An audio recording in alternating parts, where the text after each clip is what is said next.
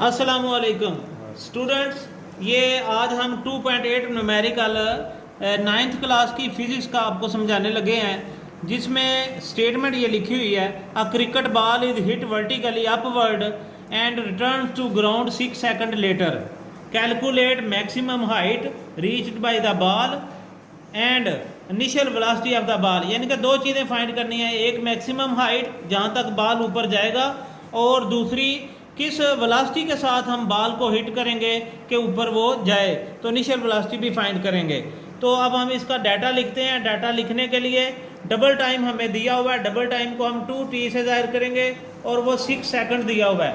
लिहाजा इसका एक साइड का टाइम मालूम करने के लिए इस डबल टाइम का जो 2t मैंने लिखा है उस 2 के साथ 6 को डिवाइड करेंगे, तो ये 3 सेकंड टाइम आएगा एक साइड का, नीचे से ऊपर जाने का या ऊपर से नीचे आने का।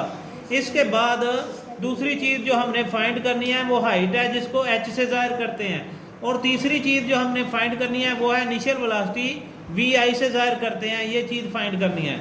क्योंकि बॉल को हिट किया गया था तो बॉल कभी भी ऐसा नहीं होगा कि ऊपर ही जाता रहे, कभी रुके ना, उसने एक दफ़ा रुकना ज़रूर है, और जहाँ रुकेगा वहाँ फाइनल वेलोसिटी 0 हो जाएगी। और इसके अलावा कोई चीज़ जो वर्टिकली अबव ऊपर की तरफ जाती है, अपवर्ड या वर्टिकली डाउनवर्ड मूव करती है, उसके लिए एक्सेलरेशन जो होती है वो ग्रेविटेशनल एक्सेलरेशन होती है। लिहाजा यहाँ g की वैल्यू ऊपर जाते हुए बॉल के लिए -10 मीटर पर सेकंड स्क्वायर लिखेंगे। तो ये डाटा हमने लिख लिया है। अब हम इसको सॉल्व करेंगे। पहले हमने ये देखें जी डाटा लिखा है, सारा स्टेटमेंट के अंदर से निकाला है। अब हम इस डाटे को यूज करते हुए दोनों वैल्यूज फाइंड करेंगे। तो सॉल्व करते हुए हम first equation of motion use करेंगे, using first equation of motion. तो जैसे कि आप जानते हैं फर्स्ट इक्वेशन ऑफ मोशन ये है, Vf is equal to Vi plus Gt। तो इसमें Vf की तो वैल्यू आपके डाटे में 0 है, वो हमने पुट कर दी, और Vi की वैल्यू आपके डाटे में फाइंड होनी है, वो हम Vi लिखेंगे।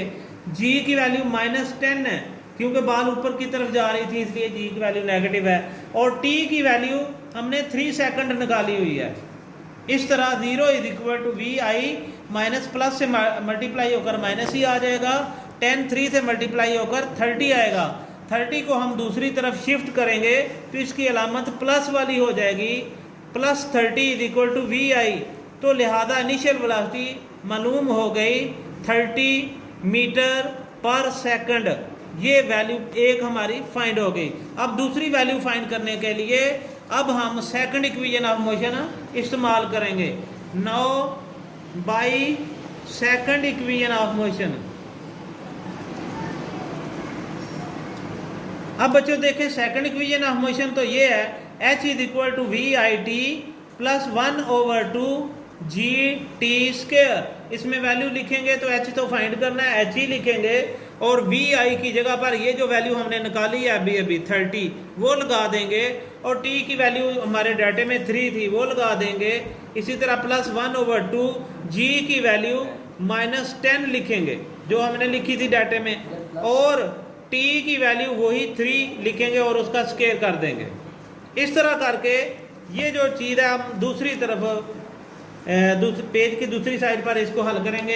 h is equal to 30 multiply 3 जो कि 90 आएगा, और यहाँ ये जो माइनस बीच में लिखी हुई है इसको प्लस से मल्टीप्लाई करेंगे, और इस 2 को 10 से भी काट देंगे साथ, तो यहाँ -5 आ जाएगा, और साथ जो 3 का ये स्क्वायर है इसका स्क्वायर लेंगे तो ये 9 आ जाएगा।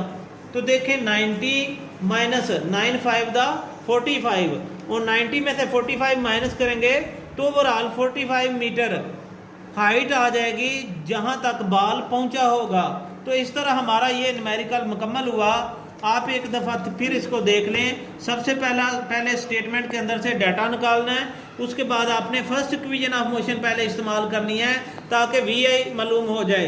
Vi मालूम करने के बाद सेकंड इक्वेशन ऑफ मोशन इस्तेमाल करनी है ताकि इसमें हम Vi की वैल्यू इस्तेमाल कर सकें और h की वैल्यू फाइंड कर सकें। तो इस तरह h की वैल्यू हमारे पास 45 मीटर आ गई है। तो मैं उम्मीद करता हूँ स्टूडेंट आपको समझ आई होगी। अगर आप मेरे चैनल पर नए हैं तो मेरे चैनल को सब्सक्राइब कर लें ताकि आपको मेरी आइंदा आने वाली वीडियोज़ बर वक्त मिलती रहें। और इसके अलावा अगर वीडियो की आपको अच्छी तरह समझ आई है, इस क्वेश्चन की सही समझ आई है, तो मेरी इस वीडियो को आप लाइक भी करें और इस पर कमेंट्स भी करें। शुक्रिया।